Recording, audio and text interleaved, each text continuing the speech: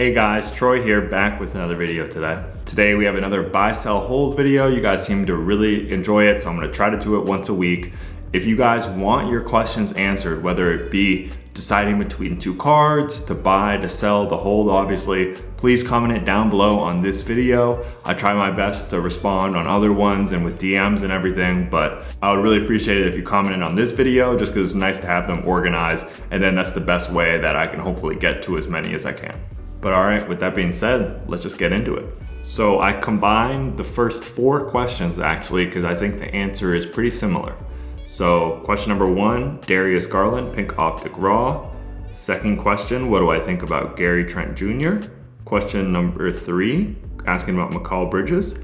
And lastly, asking about Collin Sexton. So for me personally, every single one of those guys at this exact moment of time is a sell.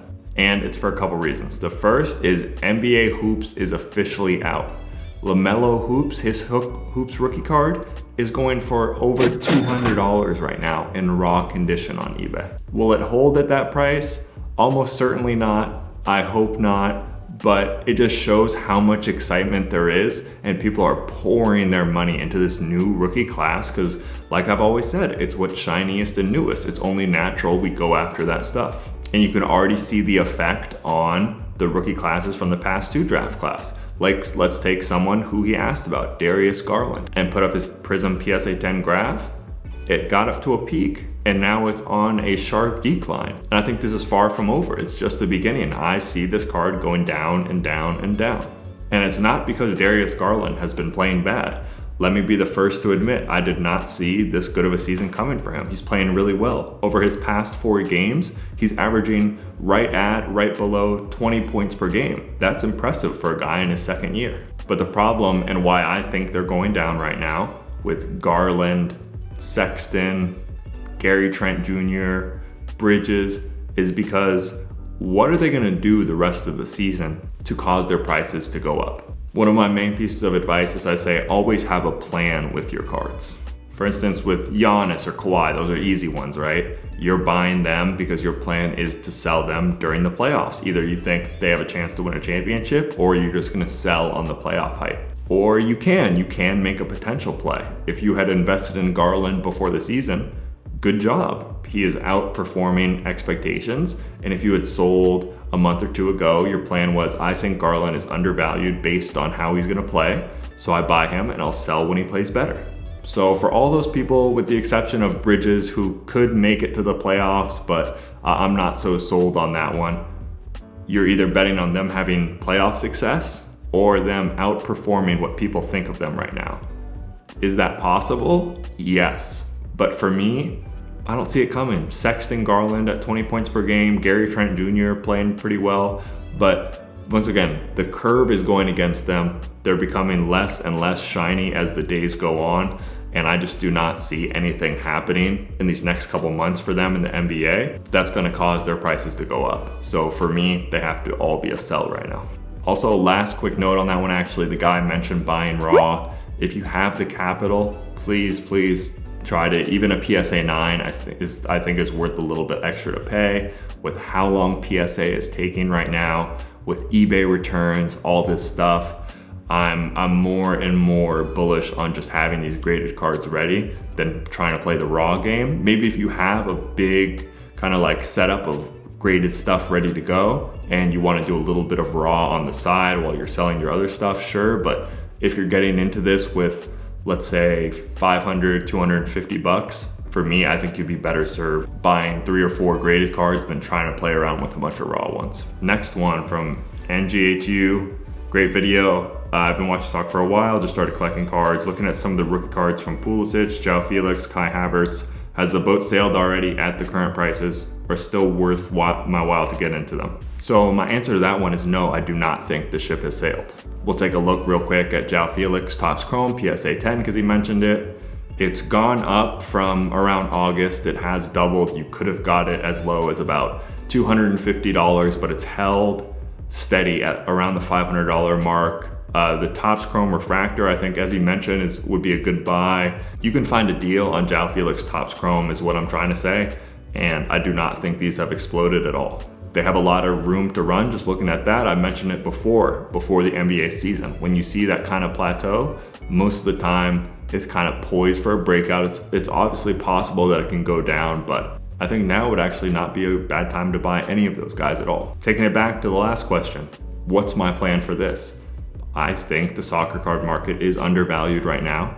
The Euros are happening, the World Cup, I'm gonna keep saying it. The plan is, excitement is coming. In 2 or 3 months, I think this stuff is really gonna get hot. And if you are holding these young guys, the plan is you can sell them.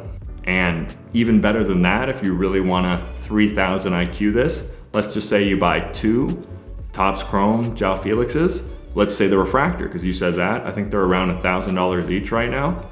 I would not be surprised at all if you can sell one of those for $2,000 right before the Euros, and then you own the other one basically for free. So even if you do believe in João Felix long term, you'll be able to make that little bit of profit and still hold something going forward long term.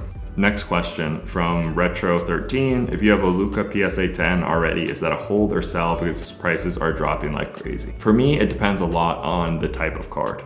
But honestly, I wouldn't be in a rush to sell any Luka right now. I'm kind of in this situation. I have a Luka base PSA 9 and that's been going down lately. I'm thinking of maybe selling and then moving it into another Luka card. But with the vintage craze right now, we can kind of forget how important modern is. There's a reason it's always been kind of the thing and the prices are so high. It's because it's what's happening now. Let's just be quite honest. It's what's most exciting. Also, not to mention the sports betting aspect. Okay, Kevin Garnett, Tracy McGrady, Tim Duncan, they're not going to tear an ACL and lose half their value, but also at the same time, they're not going to win a championship and double their value. They can still go up, yes, we saw that, but there's something to be said for modern cards. I still 100% believe that. And if you're gonna bet or take a risk on a guy, Luka has to be number 1. People are forgetting, I don't know what we expected him to do this year, but his numbers are absolutely insane right now. Almost averaging a triple-double. I'm repeating myself, but I think modern basketball is gonna continue to decline here over the next month. And there will be a good opportunity to buy some Luka stuff. I'm not sure how sold I am on the Mavericks doing anything this year, but like I said, it's always a risk, it's always a gamble, but if I'm gonna gamble on someone, it 100% has to be Luka. Next question from Collin9, what are your thoughts on 2004 Messi Mega Cracks? There are so many variations in one 2004 Panini Sports Mega Cracks. Do you think all of them are good purchases, or do you have any variation that you would stay away from? Thank you and great video, Troy. So I'm sure I wasn't, but hopefully I wasn't holding you up on buying a Messi Mega Cracks because those have gone absolutely insane in the last week or 2. I mentioned in one of my other videos, but the Ronaldo Mega Cracks PSA 10 sold for $200K. So a lot of people are pricing the Messi, I believe it's the 71 Mega Cracks at $300K. That's his main La Liga Mega Cracks release. But what's more affordable and in the reach of almost all of us here on the channel is his Panini Mega Cracks Barca Celebration Edition.